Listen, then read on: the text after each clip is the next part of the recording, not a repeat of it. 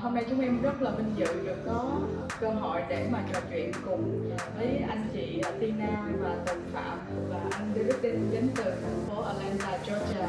Thì lý do nào là anh đã chọn công ty United và anh bỏ cái công ty chính của mình là 28 năm?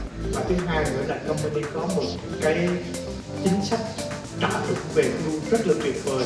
Không có một company nào trả thưởng về hưu tốt hơn company Enagic này.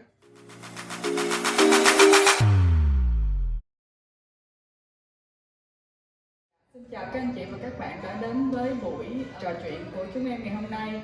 Hôm nay chúng em rất là vinh dự được có cơ hội để mà trò chuyện cùng với anh chị Tina và Tùng Phạm và anh David đến từ thành phố Atlanta, Georgia. Các anh chị là những leader rất là thành công trong công ty Enagic, thì tụi em rất là vinh dự được có sự có mặt của anh chị ngày hôm nay ạ. Xin chào mọi người. Anh được biết là anh chị rất là thành công trong công ty Enagic, thì xin anh chị chia sẻ về câu chuyện của anh chị, cơ duyên anh chị đến tới công ty Enagic và cái nguồn nước Kangen này làm thay đổi cuộc sống, sức khỏe của anh chị như thế nào ạ? Tina và anh Tùng xin chào tất cả các anh chị theo dõi cái buổi trò chuyện cùng với anh em trong buổi chiều hôm nay. Trước tiên Tina xin giới thiệu đôi chút về mình.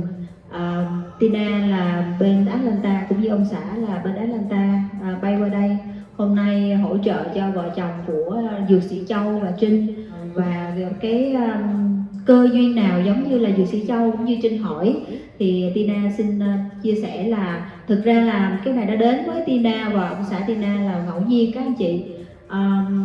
Mình thích sản phẩm vì cái sức khỏe của mình đó là bây giờ là mình rất là quan trọng về sức khỏe.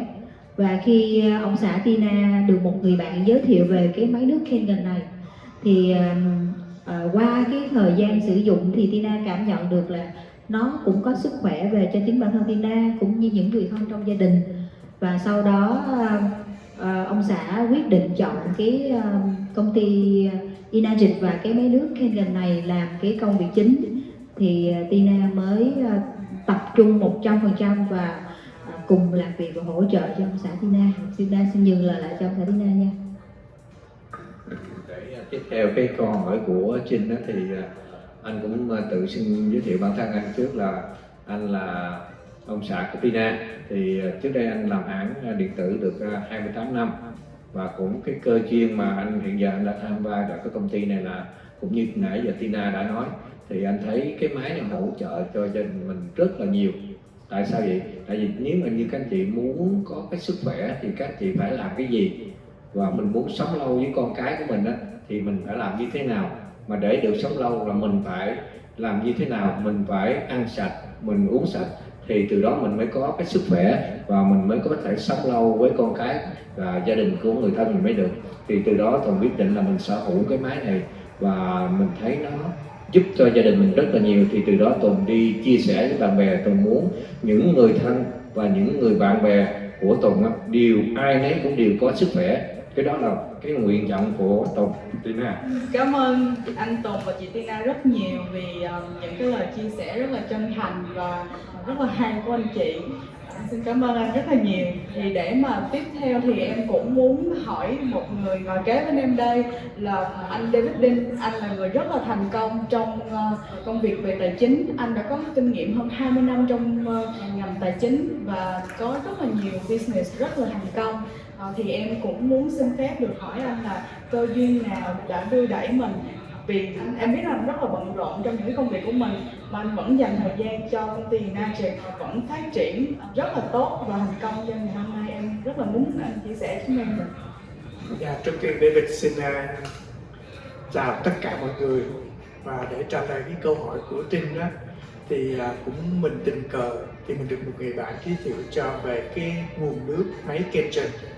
Thì mình là người rất là quan tâm đến sức khỏe, thì khi mình mua mình xài đó thì mình thấy được cái thay đổi cái sức khỏe của mình. Tại vì mình cũng có cái bệnh là cao mỡ rồi bị tiểu đường hơi cao, thì sau khi mình xài một thời gian mấy tháng đó thì mình thấy những cái chứng bệnh của mình nó giảm bớt và nó xuống đến cái mức rất là trung bình, phải không? thì mình thấy nó rất là tốt, rồi mình cũng giới thiệu cho người nhà xài, rồi cho mấy người quen thì mình thấy nó có cái hiệu quả tốt. Thì mình thấy cái đầu tiên là mình muốn đi ra giúp cho mọi người có được một cái sức khỏe tốt, và đồng thời mình cũng tìm hiểu về company, cách làm việc của company. Thì mình thấy company nó cho mình một cái trả thưởng rất là tốt. Rồi thứ hai, anh em người Việt Nam mình có một cái chiến thuật để làm việc, thì thay vì mình làm việc cùng một cái công sức đó, cùng một cái thời gian mình bỏ ra, mà mình có thể kiếm được double, triple cái income cho mình. Đó là cái thứ nhất. Và thứ hai nữa là company có một cái chính sách trả thưởng về hưu rất là tuyệt vời. Không có một company nào ở trên thị trường có được một cái chính sách trả thưởng về hưu tốt hơn company Enagic này. Đó là hai lý do mà cơ duyên lôi kéo mình vào trong cái business này. Thì các bạn cũng biết là mình thì làm bên tài chính hơn 20 năm nay, và mình cũng là một người thích làm ăn, nên mình có nào là tiệm nail, rồi có nhà cửa đất đai rồi cho mướn, rồi có farm gà nữa, thì mình cũng rất là bận rộn. Nhưng mà mình thấy đây là cái cơ hội rất tốt để cho mình, không nói, nhưng mà mình muốn được đi ra chia sẻ cái sức khỏe cho mọi người. Cái thứ hai là mình muốn mỗi người cũng có được một cái tài chính vững chắc và tốt đẹp cho mỗi gia đình. Mà mình thấy cái cơ hội này nó dễ cho mọi người để người ta thành công và người ta kiếm tiền được. Chứ còn những cái business khác truyền thống đó thì đòi hỏi mỗi người phải có tiền để đầu tư vào. Còn cái Enagic này không cần vốn liếng, mình chỉ cần mua cái máy mình uống, mình xài tốt cho sức khỏe cho gia đình mình, mà đồng thời mình dùng cái ID đó để mình làm business ở trên toàn thế giới 180 quốc gia luôn. Thì mình thấy thứ nhất là cái business là nước ai cũng phải uống hết, nên đó là cái market rất là rộng lớn, vô tận. Cái thứ hai là về xu hướng bây giờ ai cũng thích là ăn sạch uống sạch, lo về cái sức khỏe của mình. Thì cái xu hướng đó bây giờ rất là cao. Rồi cái thứ ba nữa là cái sản phẩm nó rất là tuyệt vời, quá tốt. Cái thứ tư mình thích nữa là company của Nhật rất là uy tín và cũng đã có trên 47 năm nay. Thì với một cái vững chắc và những cái điều kiện như tốt như vậy, thì đó là lý do mà mình tham gia, mà mình tập trung vào cái business này. Dạ, em xin chân thành cảm ơn anh David rất là nhiều về những cái chia sẻ vừa qua của anh, và mang cho khán giả của em rất là nhiều thông tin bổ ích về công ty. Và để mà chi tiết hơn, giải thích cho mọi người hiểu rõ hơn về công ty, thì em muốn xin hỏi anh Tùng là có thể giải thích cho em cũng như quý khán giả của em được biết thêm về công ty Enagic xuất xứ từ đâu và có cái tầm ảnh hưởng như thế nào mà để anh chị quyết định là chọn công ty để mà tham gia này. Cảm ơn câu hỏi của Trinh. Thì để trả lời câu hỏi của Trinh thì như các chị cũng biết, cái công ty Enagic của mình nó có mặt ở trên thế giới này 47 năm, và cái công ty rất là uy tín về cái máy nước điện giải.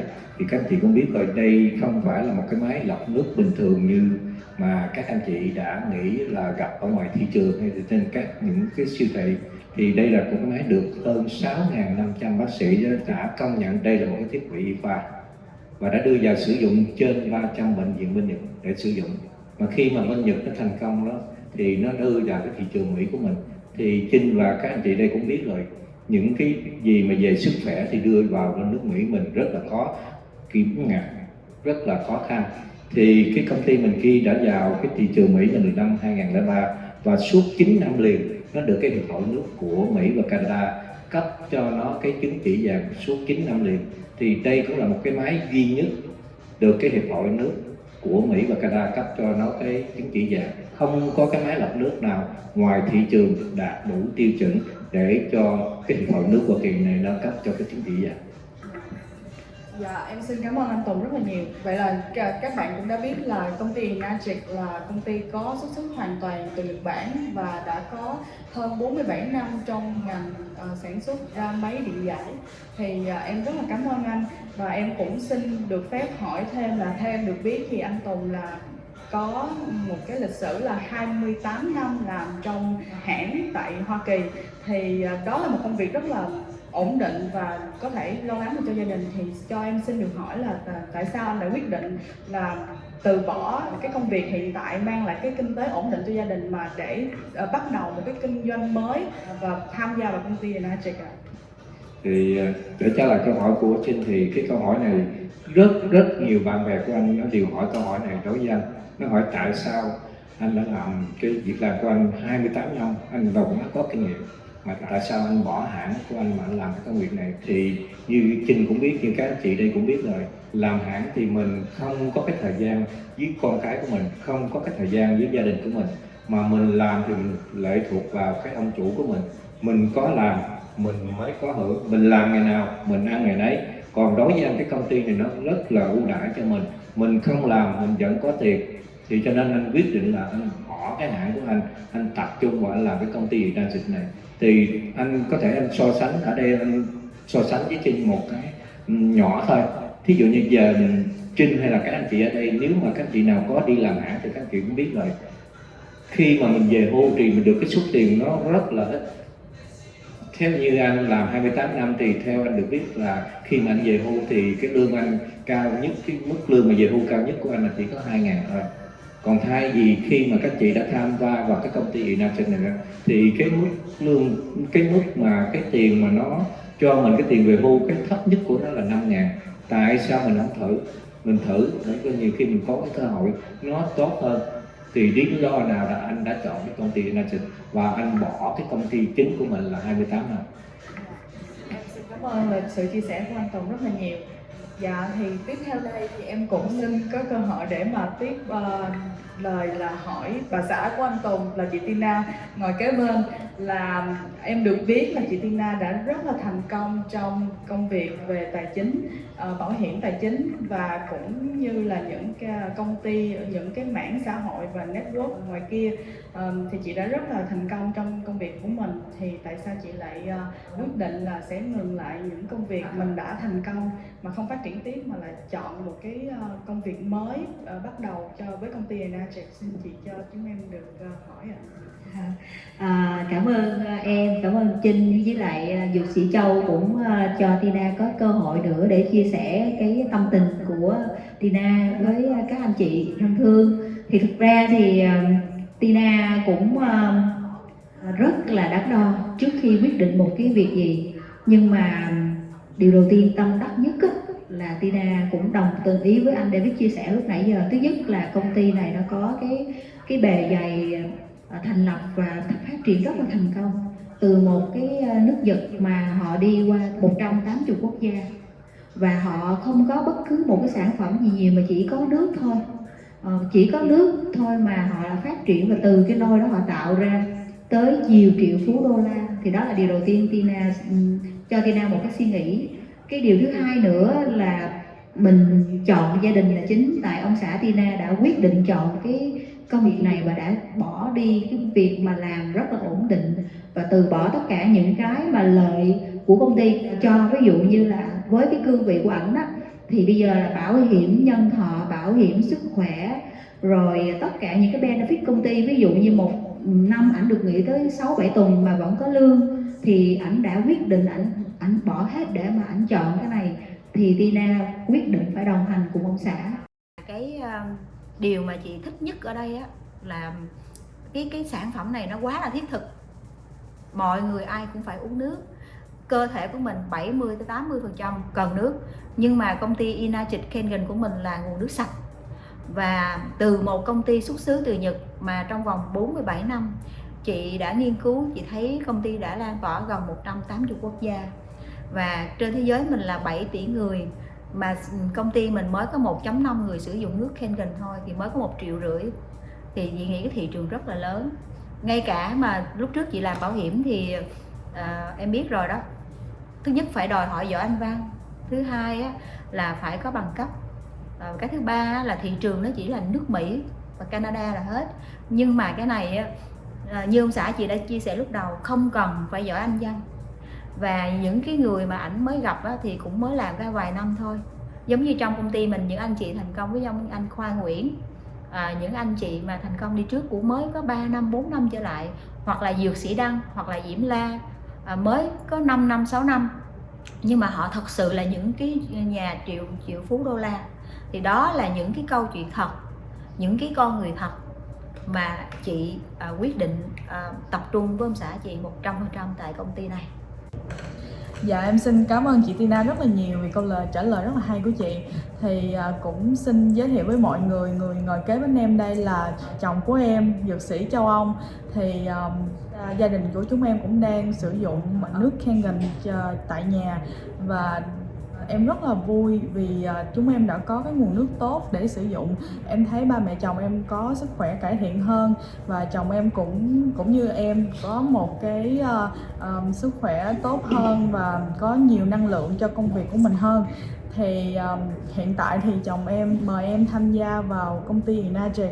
Thì tụi em cũng rất là đắn đo suy nghĩ, tại vì chúng em có rất là nhiều kinh doanh ở ngoài đang được chạy, thì tụi em không có em cũng suy nghĩ không có biết là mình có nên tham gia vào một cái việc kinh doanh mới hay không. Thì tụi em có tiệm trà sữa, rồi anh Châu cũng quản lý hơn 30 căn Airbnb, làm rất là nhiều công việc khác. Thì tụi em không có biết là tụi em có thời gian cho công việc này hay không. Nhưng mà chồng em đã có một niềm đam mê rất là lớn là về chia sẻ cái nguồn nước sạch cho mọi người, để có thể hỗ trợ sức khỏe cho cộng đồng người Việt Nam nói chung và cũng như các cộng đồng khác trên toàn thế giới. Thì thấy chồng em đam mê quá thì em cũng rất là muốn hỗ trợ chồng mình, và em đã tham gia vào công ty Enagic để có thể hỗ trợ anh.